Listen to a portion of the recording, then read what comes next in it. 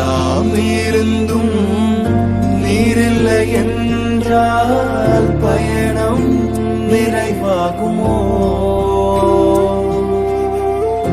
எல்லாம் இருந்தும் நீரில்லை என்றால் பயணம் நிறைவாகுமோ? நீர் வாரும் என்னுடன் வாரும் எந்தன் விசுவாச ஓட்டத்தில் முன் செல்லும் என் முன் செல்லும் எந்தன் விசுவாச ஓட்டத்தில் உந்தனின் பிரசன்னமே போ